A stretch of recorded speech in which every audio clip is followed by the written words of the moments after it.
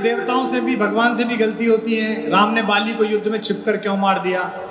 युद्ध तो सुग्रीव और उसके भाई के बीच हो रहा था। हाँ सही है, मुझे भी लगता था शुरू में, मैंने अपने पिताजी से पूछ लिया था ये क्या बात हो गई। भगवान ने बाली को छुपकर मारा, दो लोगों के बीच कुश्ती चल रही थी, इसके बाद मार दिया। लेकिन अगर मानस ठीक से पढ़ो तो बाली ने भी यही सवाल भगवान से पूछा जो तुमने मुझसे पूछा है। बाली ने पूछा, मैं बैरी सुग्रीव प्यारा, अवगुण कवन नाथ मुहि मारा। मैं बैरी हो गया, सुग्रीव प्रेमी हो गया, आपने मुझे क्यों मार दिया? भगवान ने उसे उत्तर दिया। उन्होंने कहा कि तूने राजपाट छीना, इस बात से मेरी कोई नाराजगी नहीं, तुम दोनों भाइयों का आपसी संघर्ष था। लेकिन तूने एक ऐसा अपराध किया जिसमें तुझे मारना आवश्यक था, और तुझको स्वयं श्रीहरि भगवान ने ही ये वरदान दे रखा है कि तेरे सामने जो जाएगा वो आदि शक्ति ले लेगा। इसलिए तेरे सम्मुख में ना तो भगवान का अपमान कर सकता जाकर, और ना ही मैं सुग्रीव को पराजित देख सकता था कि तुझे तेरे अपराध का दंड मिलना आवश्यक था। और अपराध क्या था? अनुज वधू भगिनी सुत नारी, सुन सठ कन्या सम ए चारी। रे नीच रे पापी, तू मेरा भक्त अवश्य है, पर तूने ऐसा अपराध किया जिस पर दंड मिलना ही था, क्योंकि छोटे भाई की बहू। इसी मानस की तो कमी है जो तुम सीरियल देख रहे हो रात को 8 बजे, महिलाएं देख रही हैं। चैनल का नाम लेकर उसे क्यों बड़ा करूं, जिसमें वो एक डब्बू टाइप का हीरो है और वो दोनों बहनों से शादी कर रहा है। पहले बड़ी वाली से कर दी थी, फिर छोटी से छोड़ के दूसरी से कर ली। अगर उसने मानस पढ़ी होती, देखने वालों ने पढ़ी होती तो उसे बंद कर देते, बोले बदलो ये तो बकवास आ रही है। अनुज वधू भगिनी सुत नारी, बेटे की बहू, सुन सठ कन्या सम ए चारी। रे मूर्ख, ये चारों बेटी के समान होती है। इन्हें कुदृष्टि बिलो कहीं जोई, इन्हें बुरी दृष्टि से जो देखे ताहि हने कुछ दोष न होई। उसे मारने में कोई दोष नहीं है, भगवान का उत्तर है। और आप समाचार क्या पढ़ रहे हैं? मुझसे अगले हर साल संवाद करो मत करो आवश्यक नहीं है। मैं भारत कुलम चलाऊं न चलाऊं, आप सहयोग दो मत दो, अपने यहाँ भारत कुलम खोल लो। क्योंकि अगर ये शिक्षा गई हो, आपको पता है कि अज्ञातवास में छुप कर रहे थे पांडव, और रहे कहां थे? अलवर के पास मत्स्य प्रदेश में। वहां विराट नामक एक राजा था। जैसे ही दुर्योधन को यह पता चला कि 1 वर्ष पूरा होने में 1 दिन बाकी है, गलती हो गई, मैथमेटिक्स गलत लगाई। जब षड्यंत्र में रहोगे तो हिसाब ठीक लगाओगे ही नहीं। सेना लेके चल दिया। जब सेना आ गई हस्तिनापुर की कुरु सेना, तो विराट नरेश कहीं गए हुए थे। उस समय अर्जुन एक ब्रह्मनला बनकर, एक किन्नर बनकर विराट नरेश की बेटी उत्तरा को नृत्य सिखाते थे। आपको पता है, ये कहानी पता है? उनका एक लड़का था, उसका नाम था उत्तर। लड़के का नाम उत्तर, लड़की का नाम उत्तरा। उत्तर जो था वो थोड़ा सा इंस्टाजीवी था। एक इंस्टाजीवी प्रजाति है जो फिल्टर लगा के खुद को लगती है। वो जिंदगी फिल्टर लग गई है उनकी, वास्तविकता कुछ और है, दिख कुछ और रहा है। तो जब बात पता चली कि बाहर आ गए कौरव, तो कौन मारेगा? पिताजी तो बाहर गए, तो बोला कोई चिंता नहीं, मैं मार के भगा दूंगा इन्हें। है कौन? भीष्म, मैं अभी मार दूंगा। तो तुरंत जो चमचे खड़े थे, वही राजकुमार के भी चमचे थे। आप तो लोकतंत्र में, भारत में रहते हो, आपको पता है राजकुमारों के चमचों के बारे में। आपसे बेहतर कौन जानता है? राजकुमारों को तो खानदानी होते हैं, वो उनके पहले माता पिता के होते हैं, फिर उनके उत्तर में मिलते हैं। बोले अरे महाराज बस अब तो राजकुमार मार देंगे। अब उन 5 पांडवों को तो पता ही था कि भाई कुछ भी कर लो, कर्ण को कौन मार पाएगा। तो बोले चलो लड़ने चलते। तो फिर वो अब एक्सक्यूज तलाशने लगा कि क्या करूं। बोला मैं चला तो जाऊं, पर क्या है, वहां कर्ण मिलेगा और वहां भीष्म मिलेंगे। मुझे कोई ना एक ड्राइवर अच्छा चाहिए, रथ कोई अच्छा चलाने वाला चाहिए। रथ वाला हो तो मैं मार दूंगा। अब रथ वाला कहां से आए? तो मजाक करने के लिए भीम बोले कि युवराज ये भीम वहां रसोइये थे, आपको पता है वल्लभ, ये जो रहनला है ना जी, किन्नर, इसने अर्जुन का रथ चलाया है, ये जानता है। बोले चलाया है? बोले हाँ। अब तो फंस गया, अब चमचे भी क्या करें, चढ़ा दिया। एक बात और ध्यान रखना, चमचे केवल चढ़ाते हैं, युद्ध तक जाते नहीं है। तो युद्ध में उत्तर अकेला ही गया। अब रथ लेके जा रहे हैं, अर्जुन रथ चला रहे हैं और पीछे वो खड़ा है।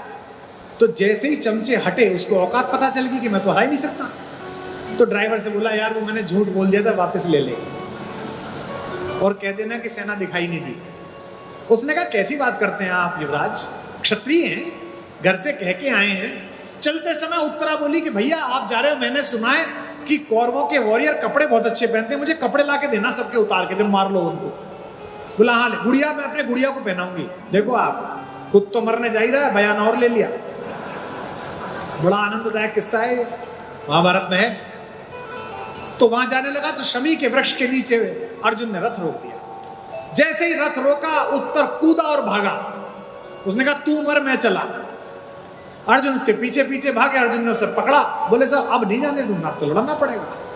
बोले लड़ू कहां से, हथियार कहां है? उन्होंने कहा रुको, शमी के वृक्ष के ऊपर हथियार बांध के छुपा रखे थे अर्जुन ने हथियार निकाले।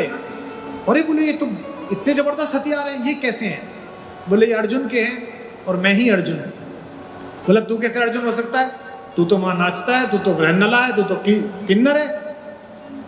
बोले मैं ही अर्जुन हूं, हम अज्ञातवास में थे इसलिए मैं ऐसा वेश में था। उसने कहा अर्जुन है तो अर्जुन के 12 नाम है, सुना?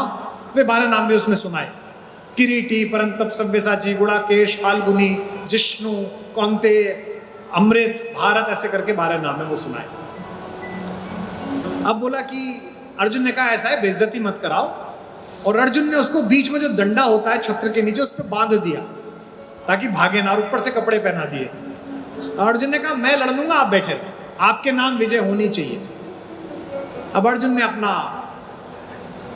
बजाया शंख, पौंड्रू नाम है उसके शंख का। शंख की ध्वनि पहचान गए। ने कहा ये तो अर्जुन है, ये तो सामने आ गया, एक दिन रह गया है, फिर दोबारा 14 साल। पिता में भीष्म का नहीं, आज ही सुबह ब्रह्म मुहूर्त में 14 वर्ष पूरे हुए, क्योंकि मैं अपने बच्चों के वापस आगमन का रोज दिन गिनता था।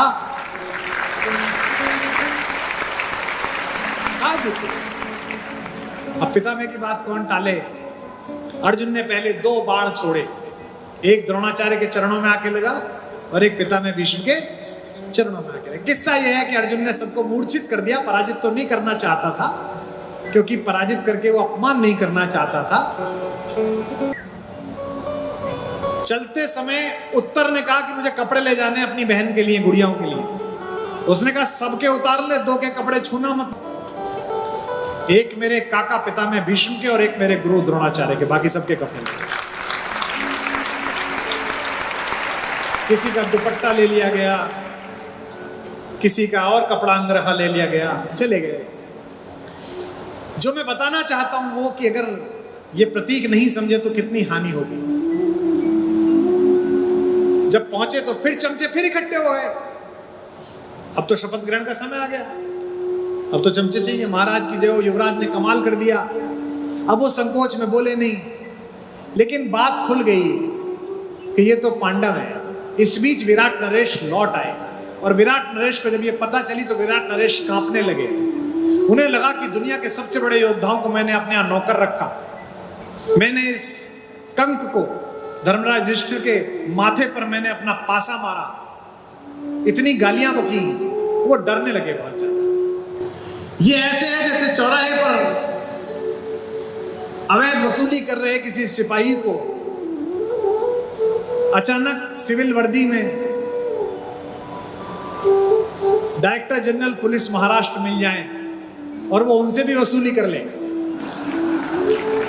और बाद में कप्तान साहब बताएं कि साहब भैया तो मेरे भी बॉस है भाई, तो जो उसकी हालत होगी गार्ड की, वो हालत विराट नरेश की हो गई। ये संस्कार अगर पढ़ा होता तो ये समाचार ना आते कि शिष्या गुरुजी के साथ भाग गई, छात्रा को लेके भाग गए गुरुजी फला जगह, ये समाचार ना आते। इसीलिए भारत कुलम की आवश्यकता है। डरकर प्रेम से भरे हुए विराट नरेश ने कहा कि मैं आपको क्या दूं, आप मेरा राज्य रख लीजिए। युधिष्ठिर ने कहा नहीं, जिसने आश्रय दिया हो, जिसने संकट के समय रोटी खिलाई हो, उसके राज्य पर कब्जा करना अधर्म है। हम एक जमीन का एक टुकड़ा भी आपसे नहीं ले सकते। ये युधिष्ठिर का चरित्र है। अब अगला चरित्र सुनिए। बोला अच्छा, मुझे फिर चारों तरफ देखा, बोला मुझे ना इस राज्य से भी ज्यादा प्रिय, अपनी पत्नी से भी ज्यादा प्रिय, अपने बेटे से ज्यादा प्रिय मुझे अपनी बिटिया है उत्तरा। ये उत्तरा मैं अर्जुन को देता हूं, अर्जुन इससे शादी कर ले। अर्जुन ने कहा महाराज, जन्म दो तरह का होता है, एक शरीर का और एक ज्ञान का। मैंने इस लड़की को नृत्य सिखाया, इसे ज्ञान का जन्म दिया है, इस नाते मैं इसका पिता हो गया, मैं इससे शादी कैसे कर सकता हूं?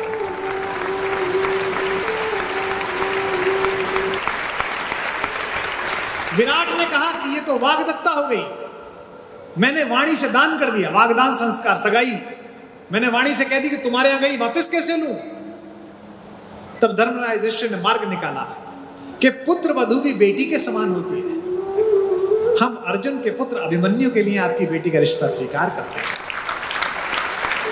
यही बात भगवान बाली को कह रहे हैं कि तू राज्य छीन लेता सुग्रीव का तो मैं तुझे माफ कर देता, तो सुग्रीव की हत्या कर देता तो मैं माफ कर देता, लेकिन तूने अपने छोटे भाई की पत्नी पर बुरी दृष्टि डाली। अनुज वधु भगनी सुत नारी, सुन सठ कन्या समय चारी, इन्हें कुदृष्टि मिलो कई जोई, ताही हने कुछ दोष न हुई। मैं आशा करता हूं जिसने प्रश्न पूछा था उसको उत्तर मिल गया होगा, आपको भी उत्तर मिल गया।